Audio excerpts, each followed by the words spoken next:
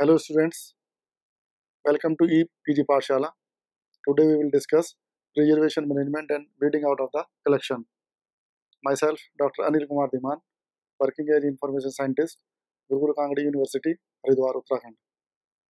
So students, first see the main objective of the module. They will be to study the preservation management and weeding out of the collection from a library. Preservation will be discussed with its type. Difference between the conservation and preservation will be detailed out. Need of preservation with factor responsible for deteriorating the reading material will be discussed. Later, points to be kept in mind for preservation and conservation will be discussed. Importance of digitization in preservation will be focused. Further, the limitation of preservation will be discussed. In the second part, reading of the reading material will be taken into consideration. Lastly, the emphasis will be given on why the reading is necessary and what to do with the reading material. Students, preservation is a process that prevents damage to the paper-based and media collections. It encompasses through a wide range of activities such as proper housing, environmental control, and disaster planning, such as treatment, replacement, or reformatting that address existing damage. It involves keeping a balance between collection level activities like environmental control, which can be difficult and or costly to manage but provide the greatest long-term benefit for the most materials, and item level activities like the conservation, treatment, which are often more easily understood and managed but can have limited effect, especially if the items are returned to a damaging environment. Conservation and preservation.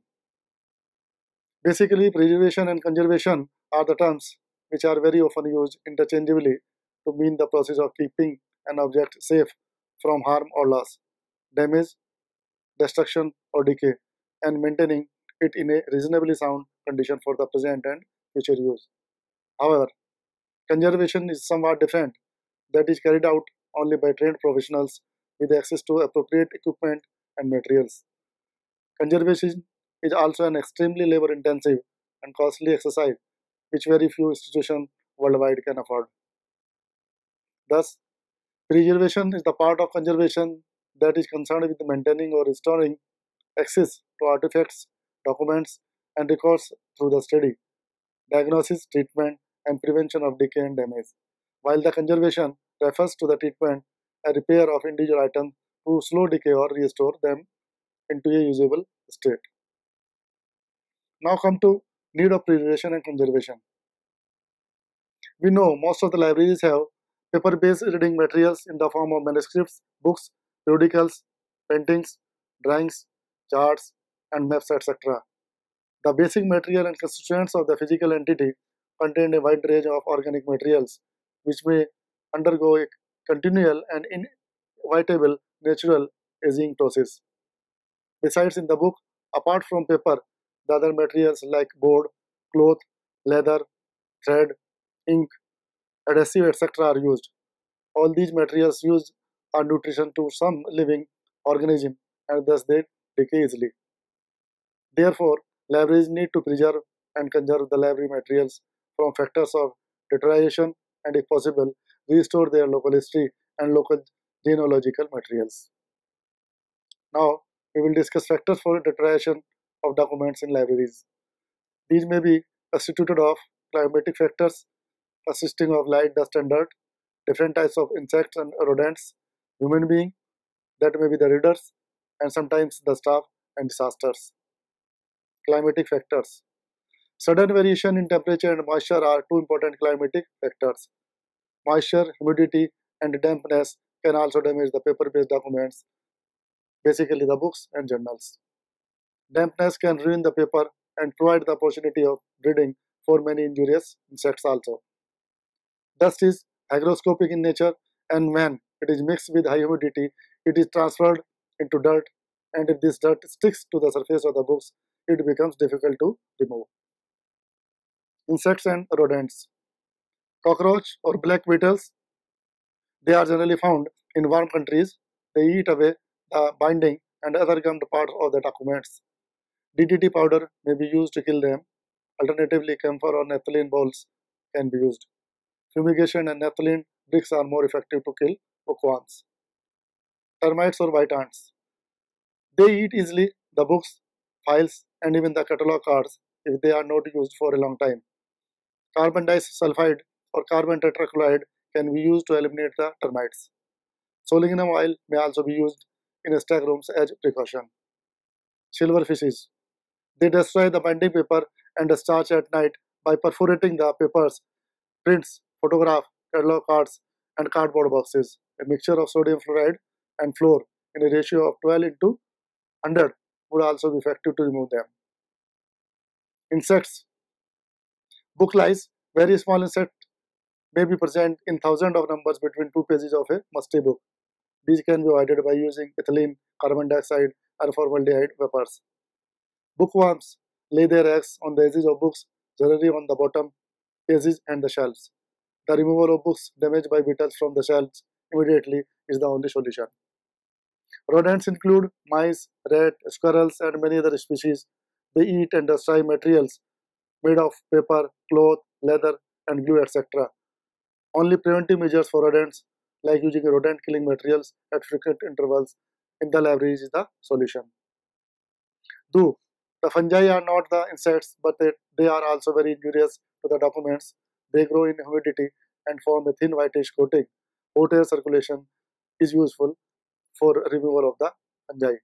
Besides, a mixture of thymal crystal, mercuric bichloride, ether, and benzene may be used to destroy the fungus layer over the documents and the shelves. Human beings, readers, and sometimes the staff may also damage the library reading materials by misplacing, mutilating, and thefting of the documents. Misplacing is the habit of placing of the books by some readers at places other than the shelves they are supposed to be. Thus, other will not find the desired books at the right time and right place. Mutilation of the documents is related to dog tearing of the pages, plates, and pictures in the documents due to one or several reasons. This may be due to sluggishness, vagueness, and mental ill health of the readers. Following precautions need to be taken to avoid human-oriented destruction in the libraries. Important books and manuscripts should be kept in specially prepared containers. For carrying a large number of books, trolley should be used. Utmost care should be taken while transporting rare, valuable, and delicate books. Care should also be taken while photocopying the books, as at that time considerable stress is imposed on the material and the bindings suffer most, and also the spine damages. Use book ends to support books when shelves are not full. Books should not be shelved too tightly or too loosely. It must be always ensured while opening the books, pages are not torn or covers are not damaged. To turn a page, lift the top corner and lightly slip the fingertips down, the foredge supporting the page. Pages should never be folded, otherwise creases will be formed and they may be torn at the folds. Corner of pages should also not be folded to mark the pages. Avoid leaking of fingers as an aid to turn the pages. Underlining must be avoided. Books should not be left open on the reading table face downwards. Leaning an open book should be avoided, since this can damage the spine and the binding as well. Never allow a book to stand on its fourth edge. When a book is displayed open, never use metal clips or pins to hold book pages open. Disasters. Disasters are generally unexpected events with destructive consequences to a collection. It is vital for any library to take every possible precaution to prevent the occurrence of an unavoidable disaster. Disaster planning is an essential element of preventive conservation. It is also necessary to identify any external and internal threats that might cause problems for the collection and measures to meet those threats.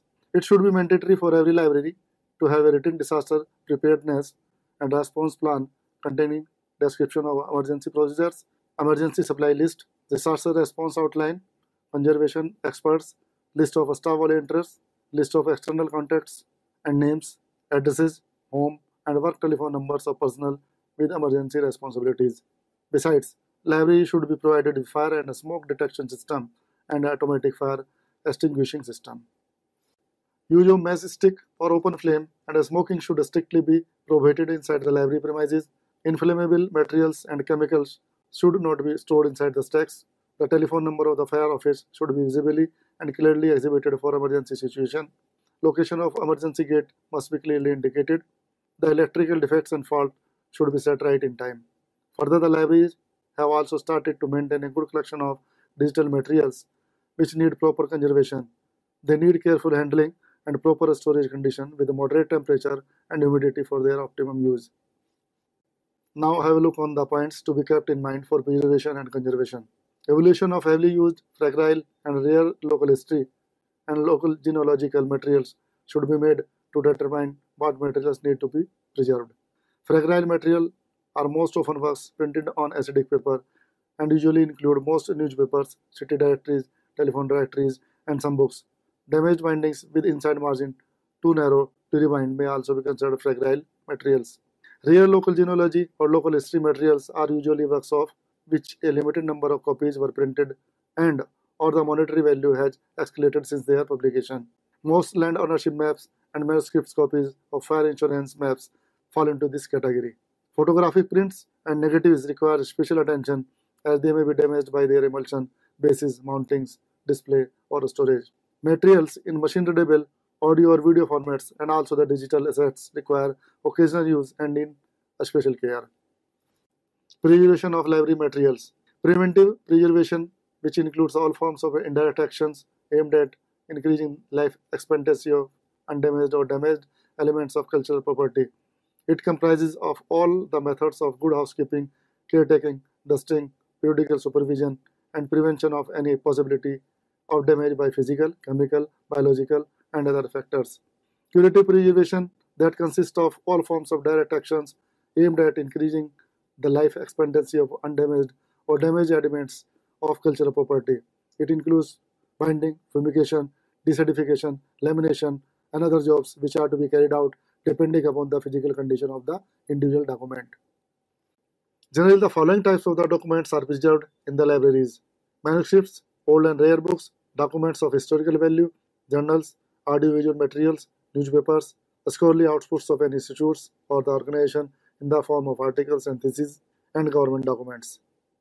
A priority list of heavily used, fragile and rare local history and local genealogical materials should be prepared for materials in need of preservation, because a commitment to indefinite or permanent retention involves considerable financial expenditure on accommodation as well as storage and possibly reformatting.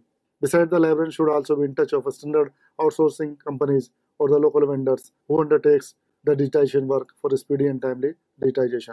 So now have a look on the techniques of preservation and conservation: binding, deacidification, fumigation, lamination, microfilming, photocopying of documents, photography, refurbishing, and digitization are some of the techniques which are used for preservation and conservation of the documents. Binding. It is an art of arranging, fastening together, and carving sheets of paper, composing a book, including ornamentation and decoration of the cover. Mending is another type of binding in which a major restoration, not involving replacement with new material or the separation of books from cover, is done. Repairing is partial rehabilitation of a one volume, the amount of work done being less than the minimum involved in rebinding and more than maximum involved in mending. Reinforcing, it is the strengthening of the structure of weakened volume, usually by adding material. Recasting, it is the replacing of the cover on a volume which has come out its cover or has loosened in its cover, the sieving and cover being still in good condition. Rebacking, it is the attaching of a new shelf back on a volume without any other binding. Resieving, it is the process of making a new cover and attaching it to the volume. Recovering, it is the process of taking out the volume out of its cover, removing the old sieving and replacing the same cover. Deacidification. Acidic book papers are the product of a process that revolutionized paper manufacturing in mid-19th century when the increasing demand for paper led to the use of ground wood pulp and alum resin sizing for the production of paper suitable for high-speed mechanical printing. The product and processes were probably not used on a large scale for books in Asia until the turn of the century. It is now used for producing most of the books worldwide. A method is developed that is characterized as mass vaporized phase deacidification through the use of a special chemical, diethyl zinc. Essentially, the process involves loading books into vacuum chamber, evacuating air from the chamber and moisture from the books. Diethyl zinc reacts quickly with oxygen and water, charging the chamber with diethyl zinc in its vapor phase, neutralizing the acidic component of the paper and creating a buffering agent to resist future acid buildups, and then restoring and moisture content of the paper after the deacidification process has been completed. Fumigation. Fumigation is a gaseous process carried out under controlled conditions to inhibit microbiological growth and insect infestation of reading materials. Generally, it is used as a preventive preservation technique and to kill the bookworms. Lamination. Lamination is the process that includes the fusion or sticking of sheets of tissue, paper, or film to one or both sides of a sheet of paper. It is the technique of manufacturing a material in multiple layers so that composite material achieves improved strength, stability, sound insulation, appearance, or other properties from the use of differing materials. Generally, the manuscripts and old books whose pages become brittle are preserved through lamination. Microfilming. This is the most common, least expensive method of preservation. It is a multi-step process. Ideally, two silver halide master negatives and one used copy are made.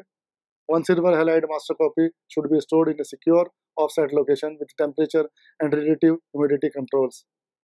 The second silver halide master copy becomes the master from which the user copies are made. User copies are generally beige or vesicular films. Photocopying of documents. Photocopying is one of the older documents, is a least expensive method that is acceptable for most archival records. It is also safe and acceptable for most researchers' needs. But one should avoid repeated photocopying of any item as the exposure to the intense light cause fading and added handling increases the risk of damage. But fragile records are easily deteriorated on the photocopier, thus they need special attention while photocopied. Photography. Photography is a more expensive option than photocopying. However, photography does have the advantage of providing high quality copies of good permanence and exposing the record to less light exposure and less risk of damage from handling than photocopying. Refurbishing. It is the basic cleaning including the application of leather dressing and minor repairs to help to slow down the rate of deterioration. This is also one of the types of preventive preservation. Digitization. Digitization is the process of converting an item, be it in printed text, manuscripts, image or sound, film and video recording, from print or analog to digital. Digitization basically involves taking two types of the process, rekeying of the documents or scanning of the reading materials. In rekeying, the documents are totally retyped in computer format and then stored for future uses. In this process, the actual format of the documents is not retained, rather it takes a new shape. While in scanning, physical objects is taken for scanning and its image is captured by using a scanner or a digital camera. Then it is converted to digital format which can be stored electronically and accessed via a computer. Here the actual format of the documents is retained in its original shape. Optical character recognition or OCR is the other type of technology that is used to scan the documents. But whatever the techniques is used, following formats are generally used to save them. Graphic interchange format, that is known as GIF, JPEG, that is also known as Joint Photographic Expert, TIFF and PDF format. Problems associated with the preservation and conservation. Now have a look upon the problems that are associated with the preservation and conservation. There is no problem while you go for preventive preservation and conservation in the libraries, but the actual problem starts when you go for microfilming or for digital preservation. The problem of intellectual property rights and of copyright have also increased multifold in comparison to earlier printed media. For the long-term preservation, it is essential to migrate information from old to new from time to time. This is not possible without legal permission of omnibus rights of owners of contents as well as softwares. Therefore, digital preservation is one of the greatest challenges for library professionals as well as to the parent organization. Now, benefits of preservation. Rare books and the documents of historical and cultural importance are considered as an important means of information. Such types of the documents can be seen in many of the libraries and museums all over the world in preserved forms. Thus, preservation provides the opportunity to a library to preserve and conserve them for the use of future generation. If preservation becomes successful, then the curative measurements can be delayed for a long time, and the occurring expenditure on such types of curative measurements can be used for other works in the libraries. Limitation of the preservation. We have seen that there are a lot of benefits associated with the preservation, but there are some limitations too. Limitations of paper-based documents are most common. After some time, acid paper becomes brittle. Major risk in microfiche and microfilm to the library's holding is posed by acetate film, but this can be inhibited by storing acetate in cool and dry conditions. Digital preservation requires a good amount of money as new investment for documents, hardware, manpower management, and development of software and the manpower, etc. Further, the storage of CD, DVDs also poses challenges. These special digital assets are to be stored in dry and non-magnetic cases on optimum temperature of 18 to 20 degrees centigrade in a vertical position for their long-term use. Weeding. Now coming to the second part of the module, have a look upon the weeding. Weeding is the removal of materials that are judged by professional librarians to be in poor physical condition or to have become inaccurate due to changes in knowledge. Weeding, that is also known as deaccessioning, unoccurring, deselecting, removing or discarding and trashing of materials, is an important component of collection development, yet it receives less attention than the selection of new material in most of the libraries.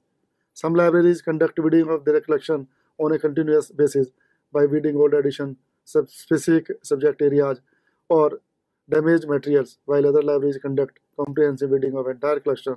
For many libraries, its need is to conserve the shelf space. Why weed the library materials? A comprehensive weeding project is a time-consuming, labor-intensive effort, and library professionals debate the extent of collection weeding that is prudent. Basically, there are three criteria: uses, value or quality, and physical conditions. So simply, the documents which are seldom used and of which nature is not of much use, and those are not in good condition, can be weeded out to give the rooms for new documents. Materials to be weeded out: ephemeral materials consisting of newsletter, progress reports, pamphlets, etc., including those materials that lose value after a certain period of time, such as the annual reports, directories, yearbooks, etc., are some of the materials for weeding. Duplicate issues of the journals can also be weeded out. However, they can be passed on to the rural campus or any institute or organization's library which seeks the prospect readers.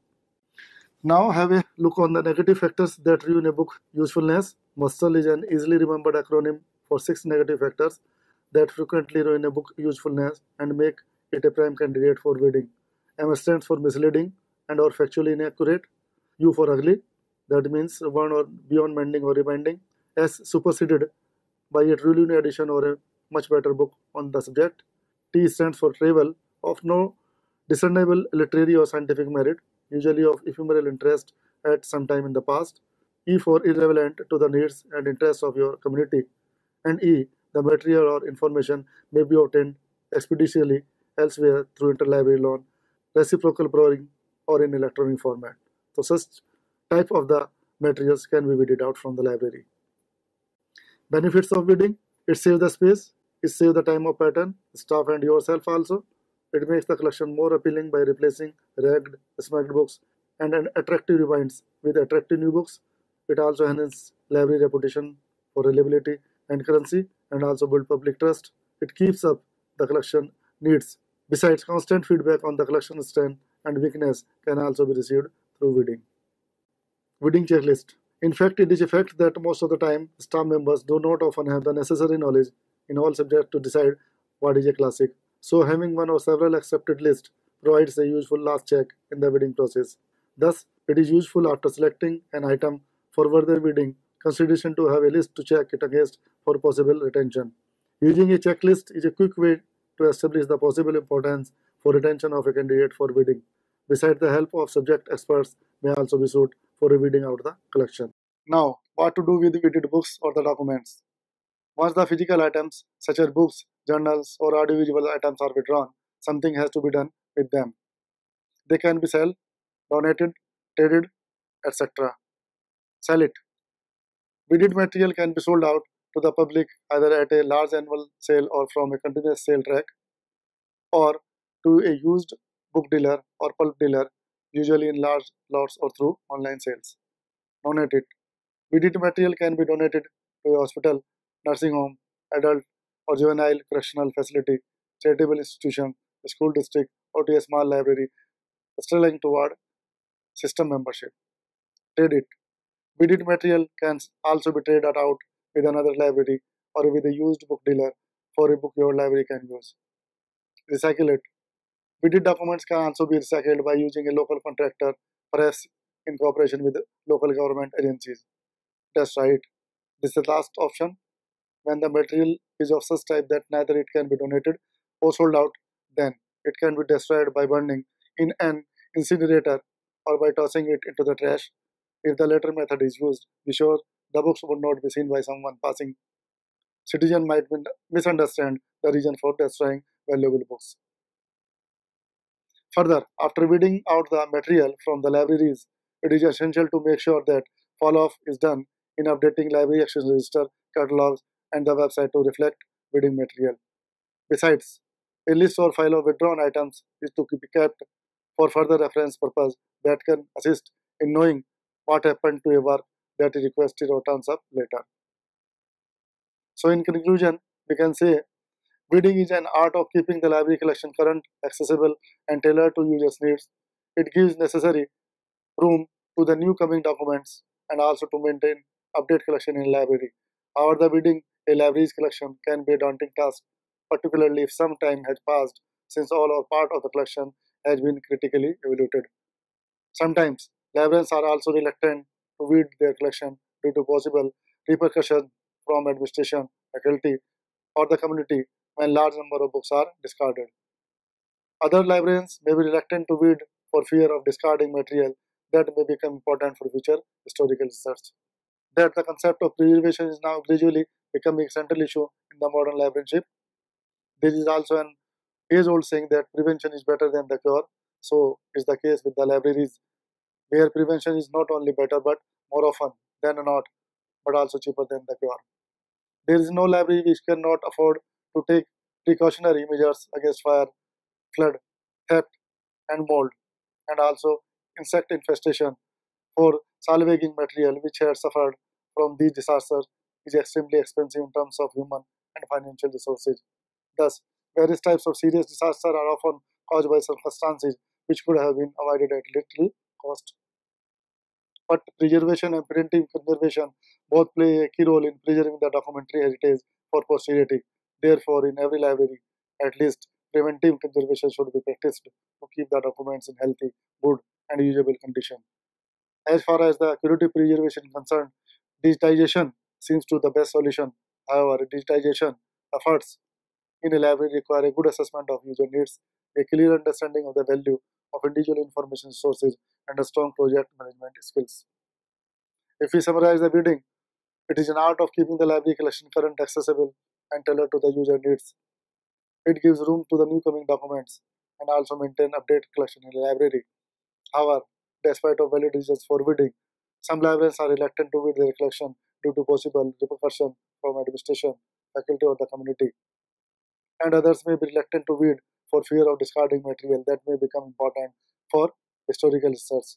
But overall, reading is must for maintaining the collection well and the library attractive.